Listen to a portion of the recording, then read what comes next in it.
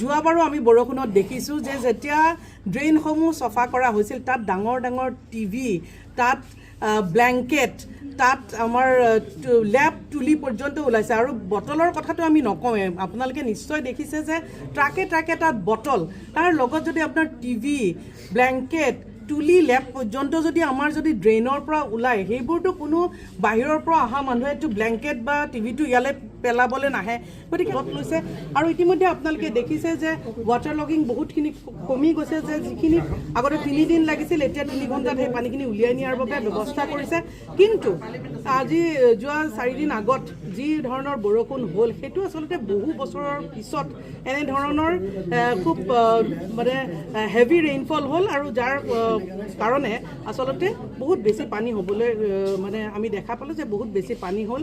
গতিকে তাৰো ব্যৱস্থা প্ৰশাসনে খুব সুন্দৰভাৱে লৈ আছে আৰু খুব তৎপৰতাৰে সেই কামসমূহ চলিছে। বাইদেউ, উন্মুক্তটো ঠিক একেধৰণে এগৰাকী মহিলাই মৃত্যুক সাৱটিবলগীয়া হয়, সেইটো আচলতে দুৰ্ভাগ্যজনক কথা। মই তেওঁলোকৰ ঘৰলৈও গৈছোঁ আৰু খুব দুৰ্ভাগ্যজনক কথা যে এগৰাকী মানুহ খুব তেখেতে মহিলা এগৰাকী তেওঁ নিজৰ কৰ্মস্থানৰ পৰা তেওঁ ঘৰলৈ উভতি গৈছিল আৰু যাওঁতে তেওঁ মেনহলত পৰি পেলাই তেওঁৰ জীৱন শেষ কৰিবলগীয়া হ'ল, জীৱন নাইকিয়া হৈ গ'ল। গতিকে সেইটো অতি দুৰ্ভাগ্যজনক কথা। আৰু আমি ইতিমধ্যে সেই সময়তে যেতিয়া সেই দুৰ্ঘটনাটো হোৱা বুলি আমি আপোনালোকৰ মিডিয়াৰ যোগে আমি খবৰটো পালোঁ, তেতিয়াই আমি আচলতে প্ৰশাসনৰ লগত কথা বতৰা পতা হ'ল। কাৰণ এই কথাটো আজি 1.5 মাহ আগত যেতিয়া আমাৰ দিছা কমিটিৰ মিটিং হৈছিল, এই বিষয়টোক লৈ পেলাই মই আচলতে আলোচনা কৰিছিলোঁ যে বৰষুণ আহিব হৈছে, গতিকে আমাৰ যিসমূহ মানে আমাৰ ফুটপাথসমূহ আছে, সেই ফুটপাথসমূহত আমি খুব ভালদৰে আমি এই কামখিনি কৰিব লাগে। বিশেষকৈ আমি দেখিছোঁ যে অকল সেইখিনিতে নহয়, আমাৰ চানমাৰীটো যিখিনি বা অনুৰাধাত যিখিনি আমাৰ অভাৰব্ৰিজৰ তলত যিখিনি ড্ৰেইন আছে তাতো আমাৰ কাভাৰসমূহ নাই। গতিকে সেইখিনি কথা আমি অৱগত কৰিছিলোঁ আৰু সেইকাৰণে মই এই ঘটনাটো হোৱাৰ পিছত লগ মই DC মহোদয়ৰ লগত মই কথা পাতিছোঁ, ডিপাৰ্টমেণ্টৰ লগত কথা পাতিছোঁ আৰু তেওঁলোকক আচলতে মই এটা কথাই কওঁ যে পেডেষ্ট্ৰিয়ানছ মানে এই যিখিনি মানুহ খোজকাঢ়ে তেওঁলোকৰ কাৰণে ফুটপাথটো, গতিকে ফুটপাথটো সদায় ছিকিউৰ্ড হৈ থাকিব লাগে। কাৰণ মানুহে যেতিয়া পানী হয় বা যান জঁট হয় তেতিয়া ফুটপাথটো দি যাবলৈ তেওঁলোকে বিচাৰে। গতিকে এইটো খুব দুৰ্ভাগ্যজনক কথা। আৰু যি ডিপাৰ্টমেণ্ট বা যোন ঠিকাদাৰে এই চাফ চিকুণ কৰাৰ ক্ষেত্ৰতে হওক, যিয়ে এই কামটো কৰিছে, তেওঁলোকৰ ওপৰত খুব এটা ইনভেষ্টিগেশ্যন ইতিমধ্যে আৰম্ভ কৰা হৈছে আৰু আমি বিচাৰিম যে যিয়ে এই কামটো কৰিছে, যিয়ে মানে দায়িত্ব সহকাৰে এই কামটো কৰা নাই, গতিকে এই দায়িত্বহীনতাৰ বাবে তেওঁ যাতে উচিত শাস্তি পায়। কাৰণ কাৰোবাৰ দুখৰ কাৰণে, কাৰোবাৰ অকণমান ভুল বা কাৰোবাৰ অকণমান এলাহৰ কাৰণে কোনোবা এগৰাকী ব্যক্তিৰ জীৱন শেষ হৈ যাব, সেইটো কোনেও কেতিয়াও মানি ল'ব নোৱাৰে। গতিকে ভৱিষ্যত দিনত যাতে এনেধৰণৰ ঘটনা নহয়, সেয়া ইতিমধ্যে প্ৰশাসনে খুব গুৰুত্ব সহকাৰে লৈছে।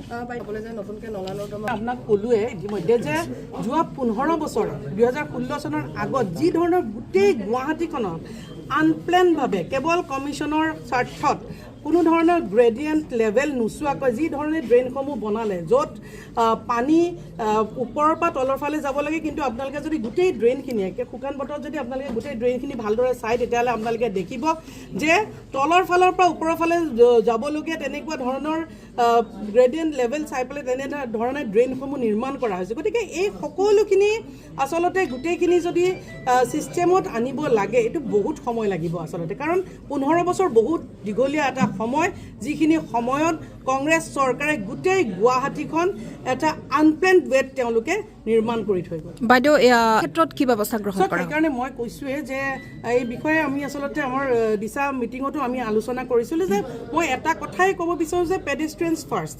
গতিকে যিসকলে ফুটপাথ ব্যৱহাৰ কৰি তেওঁলোকে খোজকাঢ়ে, এই ফুটপাথসমূহ তেওঁলোকৰ বাবে মুক্ত কৰি ৰাখিব লাগিব। আৰু এই গোটেই কথাখিনি আচলতে কামখিনি ইতিমধ্যে আৰম্ভ কৰা হৈছে। আৰু আপোনালোকে দেখিছেই যে গোটেই গুৱাহাটীৰ ফুটপাথসমূহ বাহিৰৰ পৰা অহা ব্যৱসায়ীসকলে তেওঁলোকে গোটেই ভৰাই তুলিছে আৰু তেওঁলোকে দিনটো তাত বেপাৰ বাণিজ্য কৰে আৰু সন্ধিয়া সময়ত তেওঁলোকে গুচি যায় তাৰ পৰা।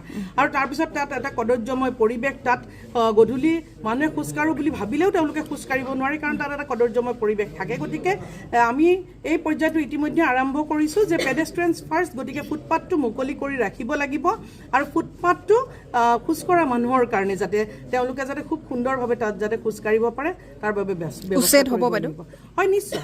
আৰু ইতিমধ্যে সময়ে সময়ে GMC এইটো কৰি আছে, কিন্তু আৰু বেছি তৎপৰতাৰে কৰিব লাগিব আৰু ইতিমধ্যে আমি গোটেই কথাখিনি ইতিমধ্যে আলোচনা কৰিছোঁ। ইয়াৰ মাজত এটা কথা আছে, ফুটপাথসমূহত যিখিনি ক'লোৱে যে যিহেতু আমি কৈছোঁ যে পেডেষ্ট্ৰিয়ানছ ফাৰ্ষ্ট বুলি পেলাই আমি এটা তেনেধৰণৰ এটা যিহেতু মানে গোটেই এটা মোশ্যন এটা আৰম্ভ কৰিম বুলি আমি ইতিমধ্যে আলোচনা কৰিছোঁ। গতিকে তাত কোনে কিহৰ কাৰণে দিয়ে, যেতিয়া তাক উঠাই দিয়া হ'ব, গতিকে তাত কাৰো নিজৰ ব্যক্তিগত তাত স্বাৰ্থৰ কথা তাত নাহে আৰু সকলোৱে আচলতে কি হয় চাওক, এতিয়া সকলোৱে নিজৰ নিজৰ ব্যক্তিগত চিন্তাবোৰ, ব্যক্তিগত লাভালাভৰ কথা যেতিয়া চিন্তা কৰি থাকিব, গুৱাহাটীখন সুন্দৰ হ'ব জানো? গতিকে সকলোৱে যদি সামূহিকভাৱে যদি গুৱাহাটীখনৰ কথা চিন্তা কৰে, এখন সুন্দৰ গুৱাহাটী, এখন খুব চফা গুৱাহাটীৰ কথা যদি চিন্তা কৰে, তেতিয়াহে আচলতে আমি বিচৰা গুৱাহাটীখন আমি সকলোৱে পাবলৈ সক্ষম হ'ম। গতিকে আমি সকলোকে আপোনালোকৰ মাধ্যমেৰে আমি সকলোলৈ আহ্বান জনাইছোঁ যে সকলোৱে মিলি আমি এখন সুন্দৰ গুৱাহাটী আমি নিৰ্মাণ কৰোঁ আহক। কাৰণ যোৱাবাৰো আমি বৰষুণত দেখিছোঁ যে যেতিয়া ড্ৰেইনসমূহ চফা কৰা হৈছিল, তাত ডাঙৰ ডাঙৰ টিভি, তাত ব্লেংকেট, তাত আমাৰ লেপ তুলি পৰ্যন্ত ওলাইছে আৰু বটলৰ কথাটো আমি নকওঁৱে। আপোনালোকে নিশ্চয় দেখিছে যে ট্ৰাকে ট্ৰাকে তাত বটল, তাৰ লগত যদি আপোনাৰ টিভি, ব্লেংকেট, তুলি, লেপ পৰ্যন্ত যদি আমাৰ যদি ড্ৰেইনৰ পৰা ওলায়, সেইবোৰতো কোনো বাহিৰৰ পৰা অহা মানুহেতো ব্লেংকেট বা টিভিটো ইয়ালৈ পেলাবলৈ নাহে। গতিকে আমাৰ চিভিলাইজ ছ'চাইটিৰ পৰা কোনোবাই এই ধৰণৰ কামবোৰ কৰে। গতিকে সকলোকে মই এটাই আহ্বান যে সকলোৱে মিলি আমি গুৱাহাটীখন সুন্দৰ কৰিব লাগিব, গুৱাহাটীখন আমি সকলোৱে থাকিব পৰা উপযোগী কৰিব লাগিব। গতিকে সকলোৱে কিঞ্চিত কিঞ্চিত হ'লেও সজাগ আৰু সচেতন হৈ থাকিব। ঠিক আছে।